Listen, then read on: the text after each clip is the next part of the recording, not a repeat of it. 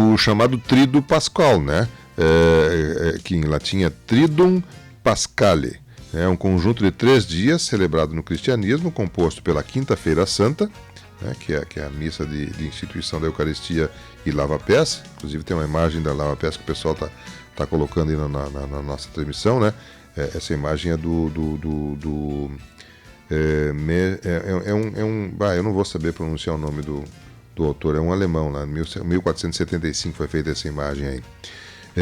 Então tem a Quinta-feira Santa, né, que tem a missa de lava-pés e também a velação ao Cristo crucificado. A Sexta-feira Santa, que é o dia de hoje, né, beijo da cruz, e o Sábado Santo, né, o Sábado de Alisu e a Vigília Pascual, né.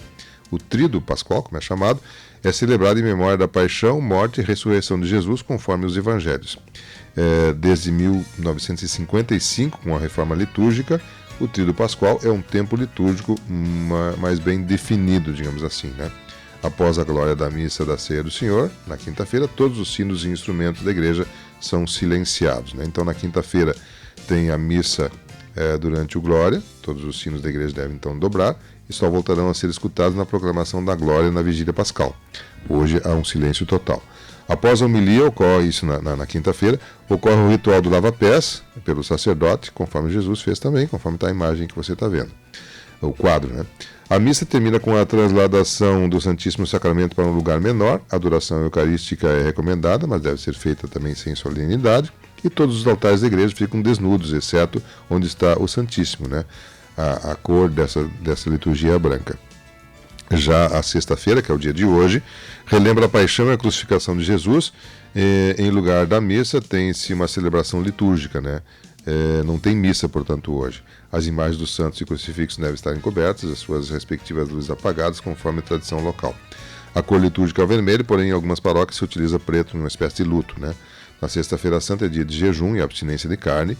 A igreja pede a seus filhos que se silenciem para relembrar a paixão e a morte de Nosso Senhor Jesus Cristo. Resumidamente é isso na sexta-feira. No Sábado Santo, ou Sábado de Aleluia, que é amanhã, também não se celebram missas durante o dia antes da celebração da Vigília Pascal, que ocorre à noite. É o dia onde se faz a lembrança de Jesus morto, onde se cultiva a esperança e a perseverança. A cor litúrgica é o branco. Isso, resumidamente, é o que é o Tríduo Pascual, né? Como eu falei, a Sexta-feira Santa, ou Sexta-feira da Paixão, ou Sexta-feira Maior, são nomes que são dados, né? A gente utiliza mais aqui Sexta-feira Santa. É uma data, então, religiosa que relembra a crucificação de Jesus Cristo e a sua morte no Calvário. O feriado é observado sempre na sexta-feira, que antecede ao domingo de Páscoa, o sexto dia da Semana Santa no cristianismo ocidental e o sétimo no cristianismo oriental, que conta também com o sábado de Lázaro, né? Anterior ao domingo de Ramos. Então, no cristianismo oriental tem um dia a mais. É o primeiro dia, que começa na noite da celebração da Missa da Ceia do Senhor, do Tríduo Pascual, e pode coincidir com a data da Páscoa judaica também, nem sempre. Esse dia é considerado um feriado nacional em muitos países pelo mundo, em grande parte do Ocidente, especialmente nas nações de maioria cristã. O Brasil é um exemplo disso, né? Hoje é um feriado nacional, né? De acordo com os relatos nos evangelhos, os guardas do templo, guiados pelo apóstolo Judas Iscariotes, prenderam Jesus no Getsemane. Depois de beijar Jesus, o sinal combinado com os guardas para demonstrar que era o líder do grupo, Judas recebeu 30 moedas de prata como recompensa. Isso segundo Mateus 26, 14, 16. Depois da prisão, Jesus foi levado para a casa de Anás, o sogro do sumo sacerdote dos judeus, Caifás. Sem revelar nada durante o seu interrogatório, Jesus foi enviado para Caifás, que tinha consigo Sinédrio, reunião. Muitas testemunhas apareceram para acusar Jesus, mas seus relatos conflitavam entre si e Jesus manteve-se em silêncio. Finalmente, o sumo sacerdote desafiou Jesus, dizendo, abre aspas, eu te conjuro pelo Deus vivo que nos digas se tu és o Cristo, o Filho de Deus.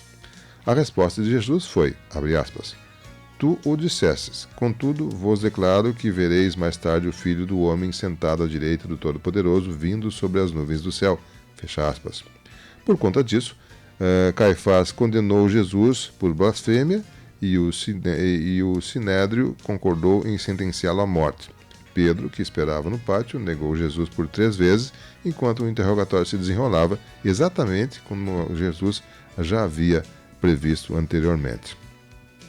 Na manhã seguinte, uma multidão seguiu com Jesus preso até o governador romano Pôncio Pilatos e o acusaram de subversão contra o Império Romano, de se opor aos impostos pagos ao César e de autodenominar-se rei.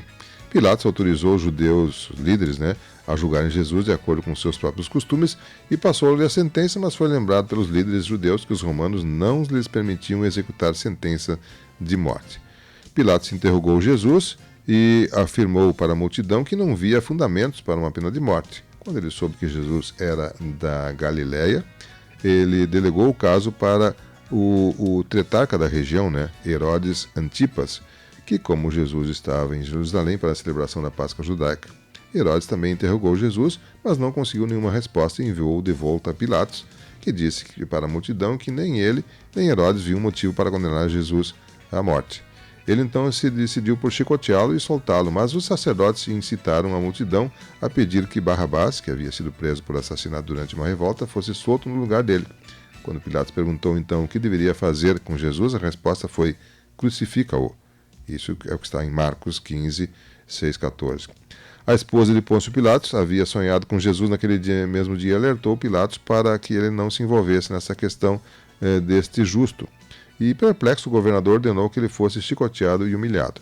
Os sumos sacerdotes informaram então a Pilatos de uma nova acusação e exigiram que ele fosse condenado à morte por alegar ser o Filho de Deus. Essa possibilidade atemorizou Pilatos, que voltou a interrogar Jesus para descobrir de onde ele havia vindo.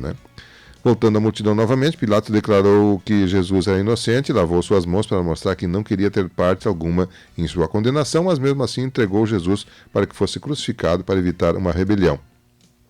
E Jesus carregou a sua cruz até o local para execução, com a ajuda de Simão Cirineu, um lugar chamado de Caveira, ou Gólgota em hebraico, Calvário em latim. Lá foi crucificado entre 2 ladrões. Jesus agonizou na cruz por aproximadamente 6 horas e durante as últimas 3, do meio-dia às 3 da tarde, uma escuridão cobriu toda a terra. É o que diz Mateus 24, 45, Mateus 15, 13 e Lucas 23, 44. Quando Jesus morreu, houve um terremoto, túmulos se abriram e uma cortina do templo rasgou-se assim, de cima até baixo. José de Arimateia, um membro do Sinédrio e seguidor de Jesus em segredo, foi até Pilatos e pediu o corpo de Jesus para que ele fosse sepultado.